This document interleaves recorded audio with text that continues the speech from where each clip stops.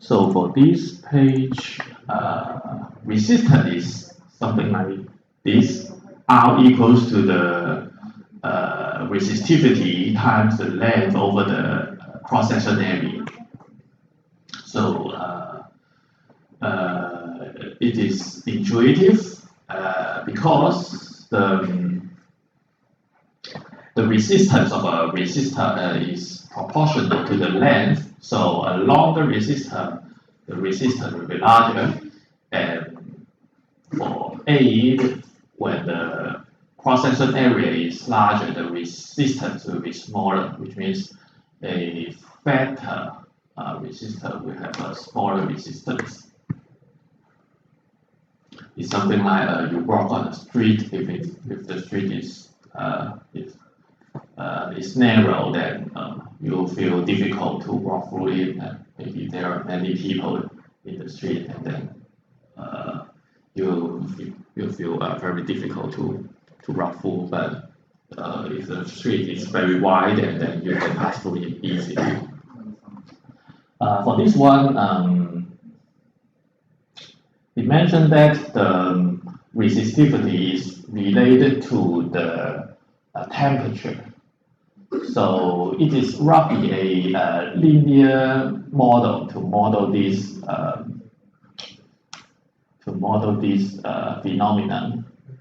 So for different material, the temperature coefficient alpha is different. But actually, this is a minor issue. I don't think this is very important. It's just some step to introduce superconductor in the last of the chapter. And this table shows the resistivity for different materials. So for the upper part is some metal or conductor. So silver, copper, gold, aluminum, magnesium, something like that. So the resistivity is something like 10 to minus 8. And this one is semiconductor. This is silicon, pure silicon. So the resistivity is quite high, 2.5 times 10 to 3. However, if we dope the silicon to be N-type or P-type, the resistivity is much reduced to something like 10 to minus 4 or 10 to minus 3. Of course, N-type is a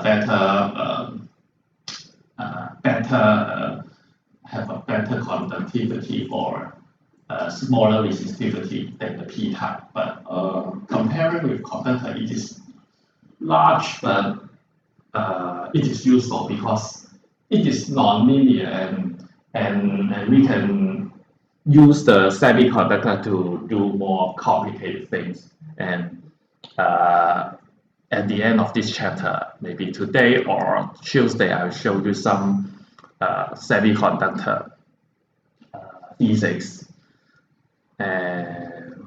Well, but for the insulator, something like the glass, the quartz,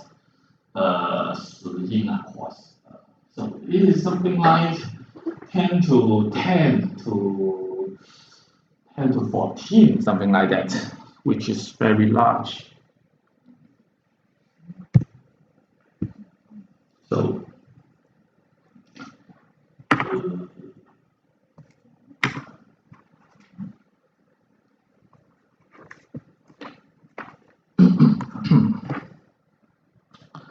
so for this one, a rectangular ball of iron has dimension this, a potential difference apply parallel side in such a way that those sides are equal potential surface. What is the resistance of the block if two parallel sides are square m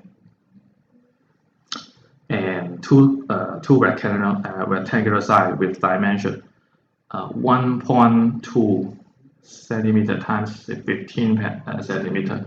So actually, this is something like this. So 1.2 centimeter. I don't mind cm. So this is 15. So for question 1, it asks you when you use it as a resistor, something like square N, something like this, something like this. This is the first one. And for the second one, it uses like this and this. This is the second one. So make it flat.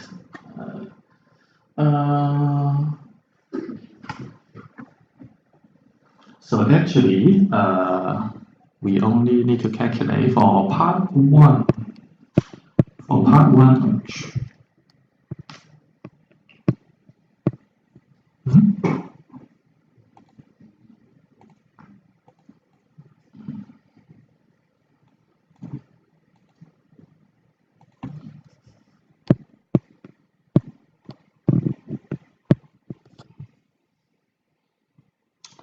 so A is what?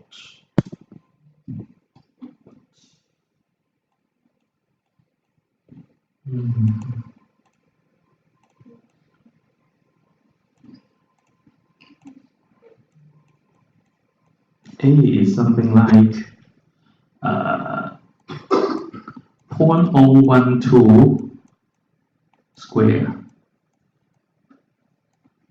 So it is 1.44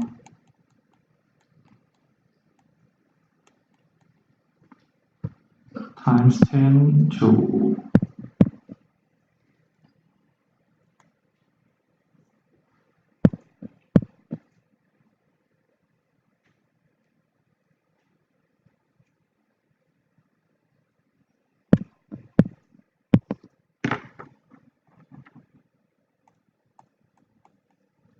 10 to the minus 4 meter square. Then R equals to rho L over A. So it would be 98.6 nano times L is 0.15, 0.15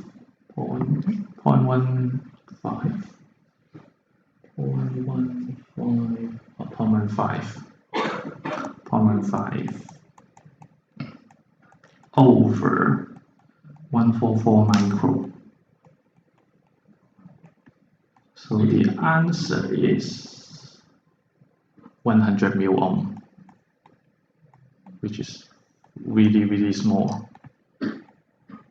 Of course, the SI unit is ohm for a resistor. Actually, this is omega in the Greek letter, the capital omega. So for the second one, A is 0.012 times 0.15. So which is equal to 1.8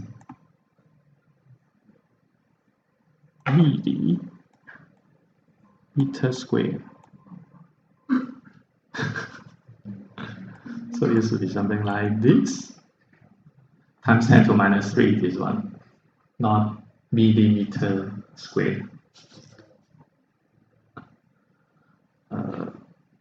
So for the R, it should be rho L over A, which is also 98.6 nano times 0.012 over 1.8 milli. So it would be 0.65, even smaller resistance. And this is very trivial because when you look at the case 1, it is long and thin wire, but for part 2, it is very fat and short. So I suppose it is very simple. Such a way that those sides are equal potential surface shield. Oh, we assume that the potential of this surface for part 1, of course, I don't draw it for part 2. The potential at this surface are the same because if you just if it is just like what I draw, if it is something like this surface and only I touch this point, then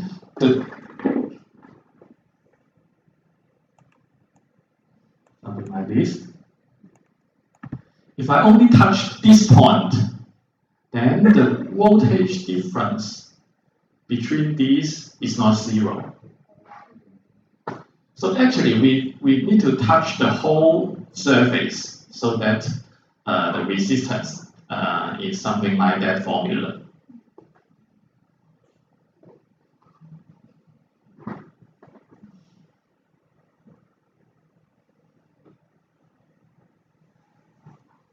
There's something what we need to care about when we design the IC because there are sometimes we will have large current and then we need to consider the wire is wide enough so that there are no parasitic resistance between them. Otherwise, there will be some voltage drop between that, and then sometimes the current is fluctuating very tremendously, and the circuit may fail for some case. Then, so we need to pay very large attention to the power for our circuit design. So Ohm's law, too many tests. It is just V equals IR. So for this one, it is V equals IR. So this one is voltage. This one is current. So the relationship between them is a linear relationship. Yeah, I think you are learning the signal and system. You know that. As I say, linear means if you add something, it is not linear for the system point of view. Although when you learn analytic geometry in high school, a line is something like y equals mx plus b, but actually for a linear system point of view, if you plus a constant there, this is not linear anymore, although it is still a line, but shifting up or down. So when you consider whether a circuit is linear or not, or an element is linear or not, going through the original point is very important. And for this one, this is not linear, and of course, this is not a conductor. Actually, it is a diode. Yeah, it is a diode. Figure C is a plot of an other conducting device. Current can exist in this device only when the polarity of V is positive. And applied potential is more than about 1.5 volt. When the current does exist, the relationship between I and V is not linear. Actually, the IV characteristic is something like this. And I suppose when a high school physics may heard about the diode, which is called ERGT. Actually, when we'll draw something like this. Actually, this is a PN junction. If you study the electronic one, I suppose you will learn that. And actually, it is actually p-type conductor, p-type semiconductor, and n-type semiconductor. N-type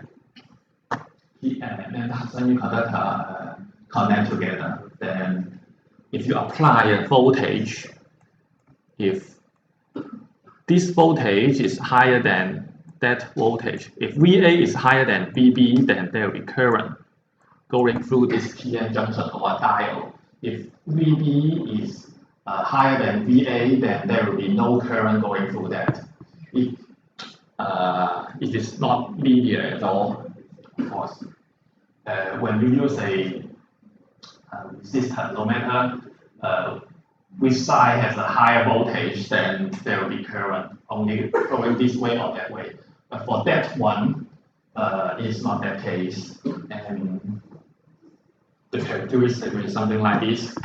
Actually, this is an exponential function, but this is not important in this course.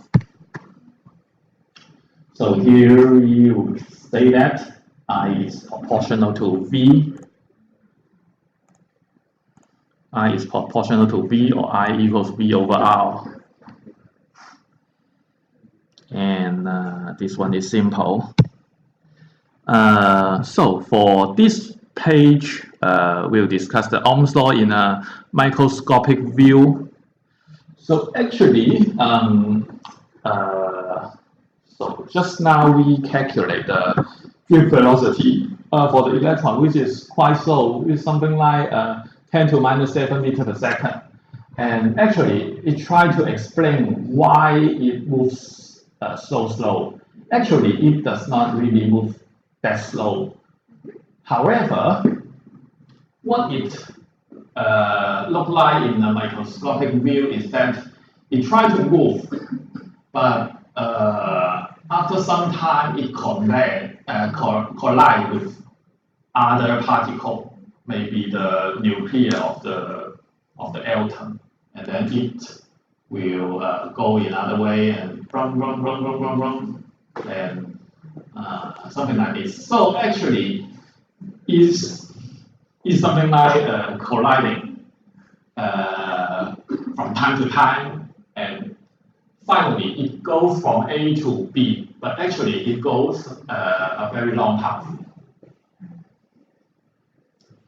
So if you calculate really the speed of the electron, it can be very fast, but when you calculate the displacement, it's not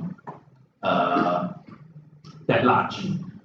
So here we assume an electron of mass m is placed in an electric field.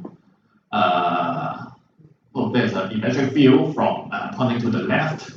So an electron will experience a Coulomb force, F equals QE, what you have learned in chapter 21 or chapter 22.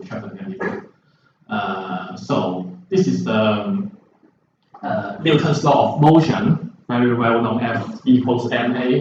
So the acceleration is F over m, and F is equal to EQ. So it has an acceleration E over m. And the drift speed is something like the acceleration times the tau. Tau is the average time between collision. So it assumes it stopped at the beginning, and then it tried to, it is accelerated by the E field, and then until it is collide with other. So the speed before it collides with other will be something like Vd equals a tau. So we get that one, we substitute this term to here, and also we get this equation. So we substitute Vd to here, we will have this one, and so we move all the stuff to the left, except the E, and then E will be equals to m over E squared n tau times J. And also, we know that E equals rho J, which is the field form of the Ohm's law. So EJ, so rho is equal to this term.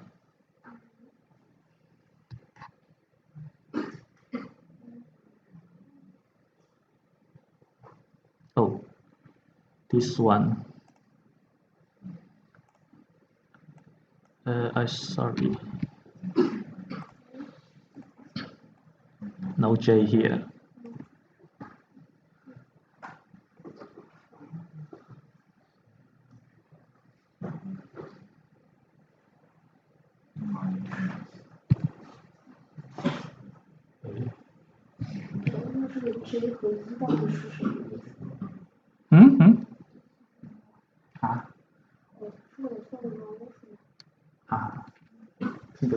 还是为了算，就是最初的为了算的是那个肉，那个对。So you want to know the Ohm's law in the microscopic view. How does this stuff come from? It's trying to explain this.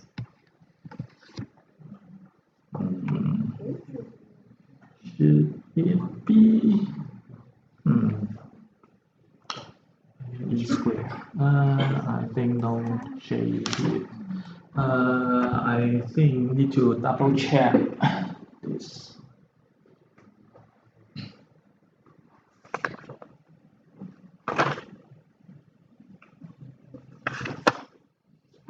So actually, it tried to explain why there is some resistivity for the conductor, and we get this equation.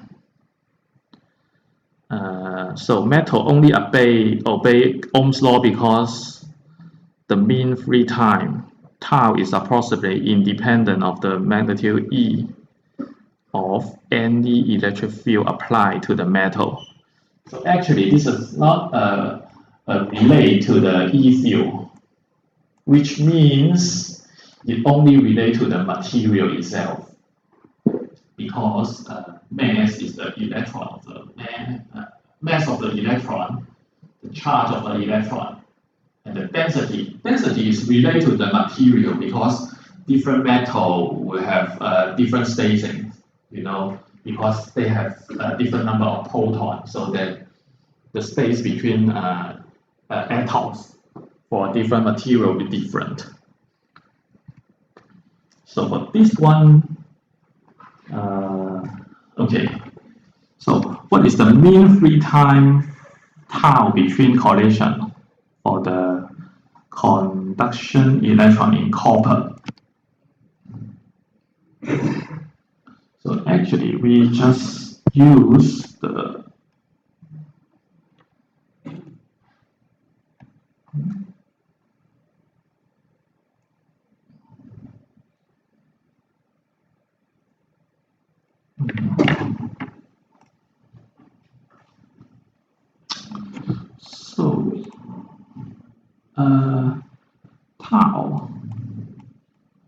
tau is something like m over ne square rho.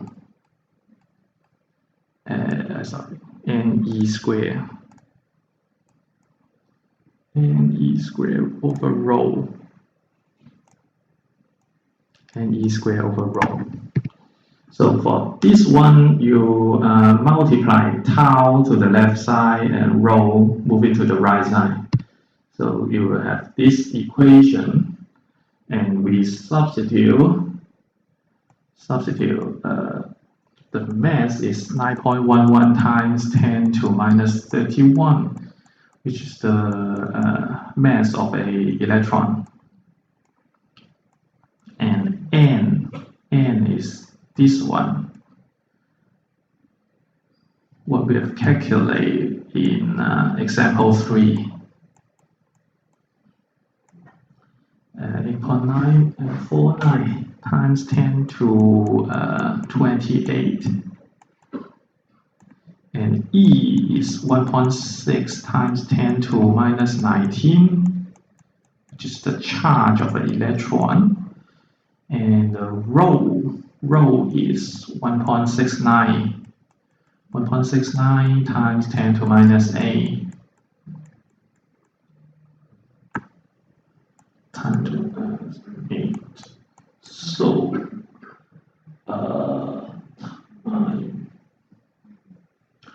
time is 25 femtosecond. 25 femtosecond. Femtosecond is 10 to minus 15. 10 to minus 15. So femtosecond is really fast. 40 gigahertz. 40 gigahertz.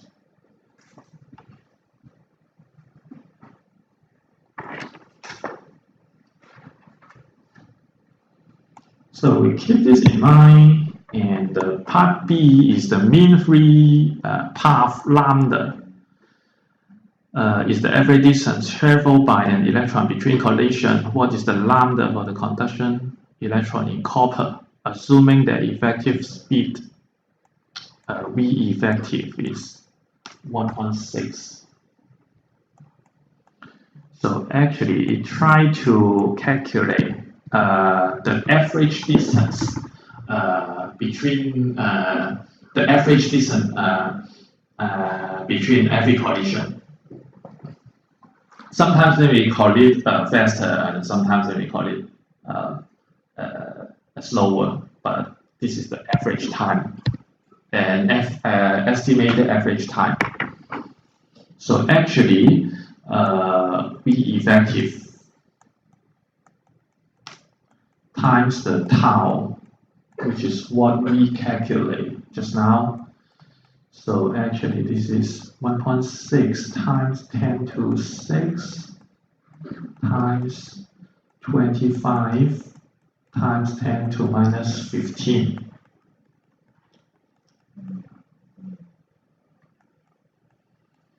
So this is 14 nanometer.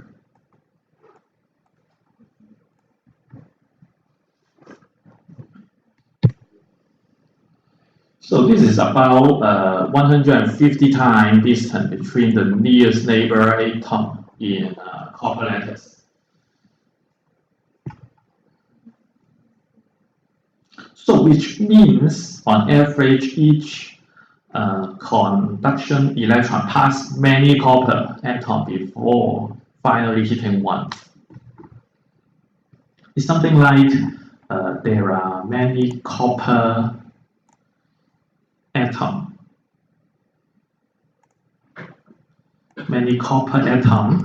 which is of course positive charge because there are many protons, something like that.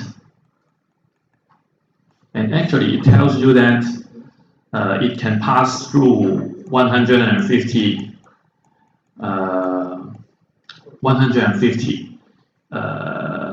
times of this distance. So this is something like 40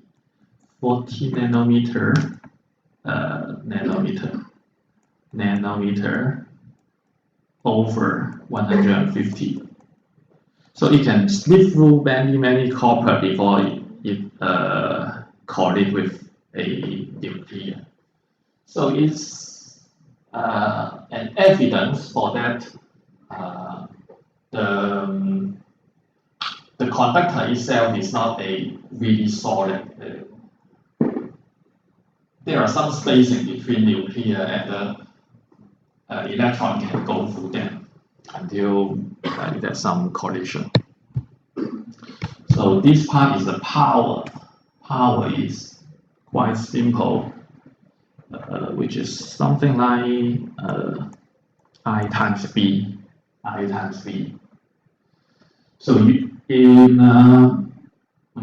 physics point of view, the du, the potential energy, is QB.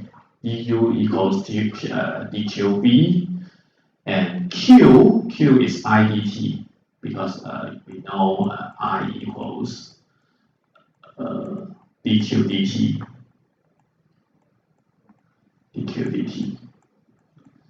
So we substitute in here, so we can get P equals dV dt, which is IV, and also if a device is a resistor, so it satisfies Ohm's law, we can also get these two formula, but this is quite simple.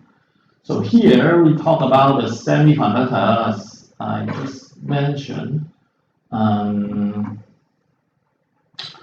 The conductivity for semiconductor is worse than the conductor, especially for the pure silicon. However, if we dope the semiconductor with some other how to say some other 杂质，我忘记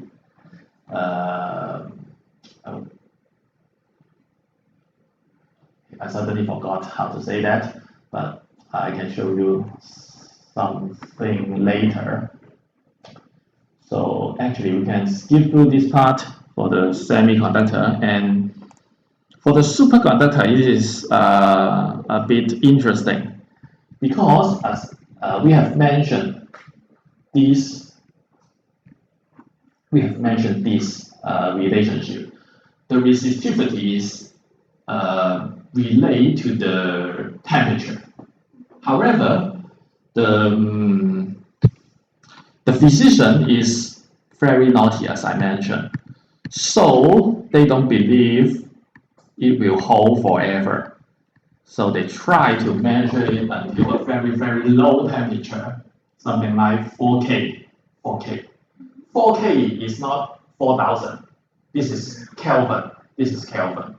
So this is a very, very low temperature, as known as minus 269 degrees Celsius. 4K, which is the absolute temperature. So we don't really draw a degree for Kelvin.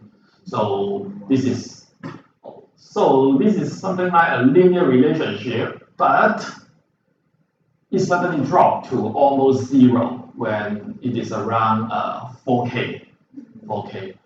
So at this point we call it the superconductor, because it is really lose all the electrical resistance, and the electron field lines or it pass through nothing. So most such material require very low temperature, but some become superconducting at temperature as high as room temperature.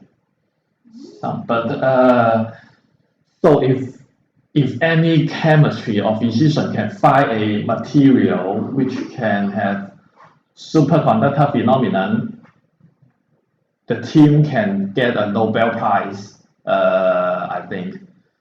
When I studied chemistry during my bachelor study, the professor said, "Oh, he find the material, but he is the second in the world, so he lose the Nobel Prize."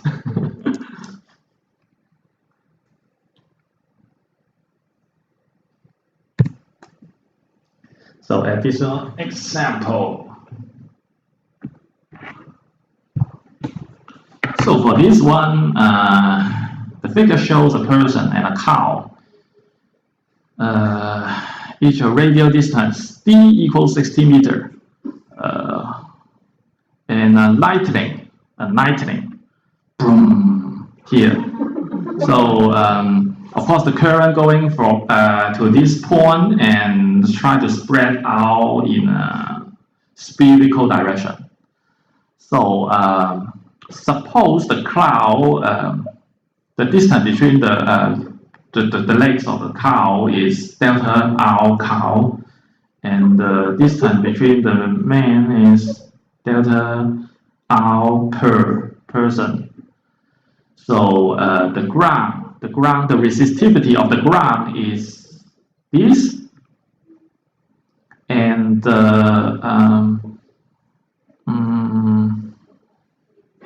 the resistance both across the person and the cloud is R equals 4 kilo ohm.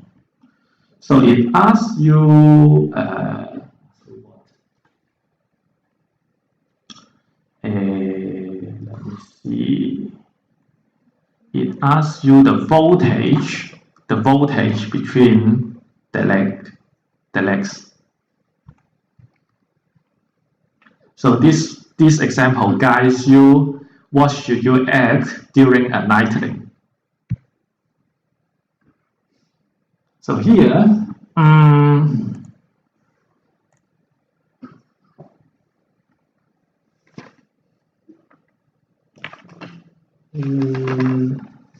well, okay. So first of all, what is the current? Oh, it asks you what is the current I per through the person. Through the person.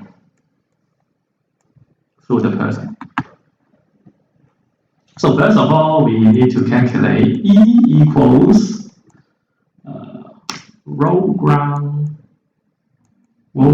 J. Huh? 我不知道哎。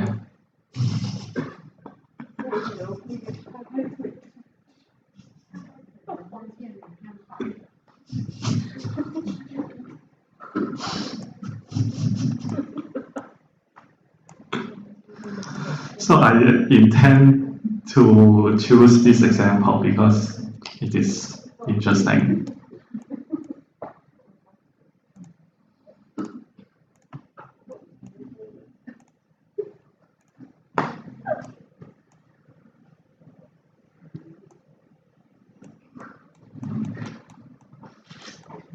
Okay. So actually, we have E equals rho J, which is nothing special, and the J is I divided by the area because it injects in this point and it's trying to spread through the hemisphere. So at this point, the current is very dense. This is very dense or very strong, and it's trying to spread until here. So the area for this part is 2 pi r square, which is half of the whole sphere.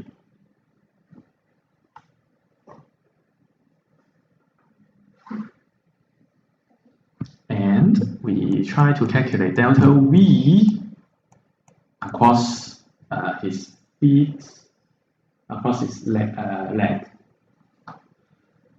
which is something like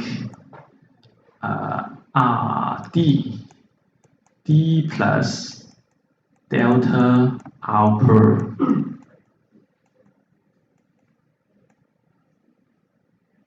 E dr.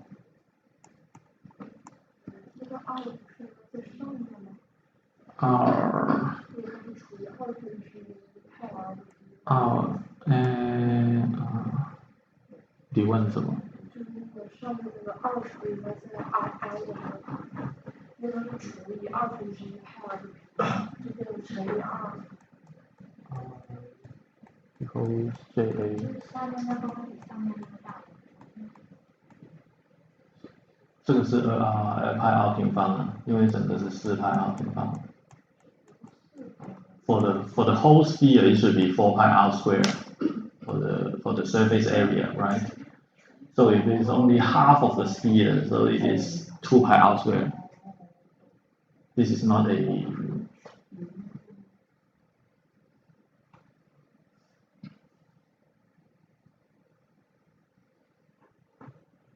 So for this one, so we substitute d plus delta r per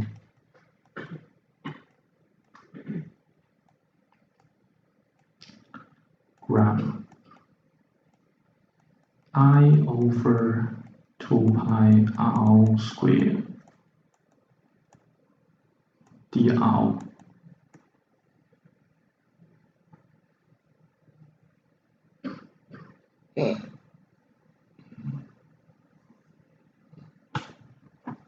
So it will become rho gram I 2 pi. And actually we have integration of 1 over r square, which will be 1 over r. Here is a minus sign, so minus minus become positive. And ouch.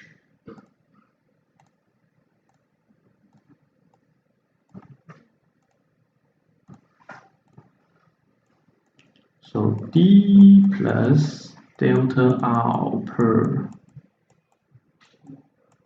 OD. So it is something like rho gram I over 2 pi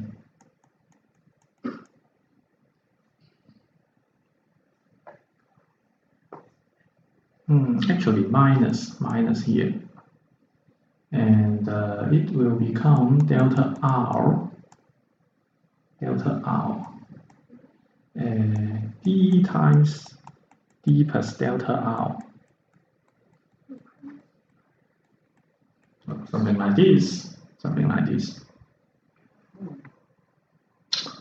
负的，因为这个这样 d plus， 数学系算不出来吗？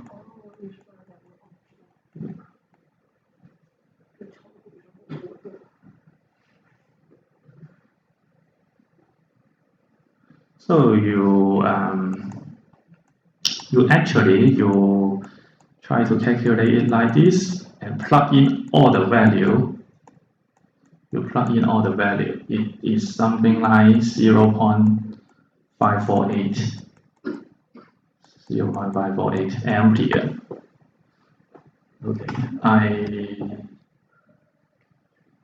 Okay, maybe you concerned about the cow. Actually, you just simply change the value. Actually, the current I cow is 0.1268. So for this guy, it has less current going through this lucky man. And for this cow, it is very bad luck. It has 0.1628 going through it. If you're concerned whether it will die, actually it is related to the how large how much the power going in it. So, well, this is not related to this question, but you can calculate the power is I square R, something like that. So you plug in I square and R is 4 kilo ohm. Then you know what is the power attacking the cow and the person. So if this one, it guides you that from this point of view, you should not, stand like this. But actually, the lightning will not hit that point because he is taller. Actually, the lightning will directly hit on him. So, so you should crawling on the floor rather than standing up. So maybe I do the second and third example next week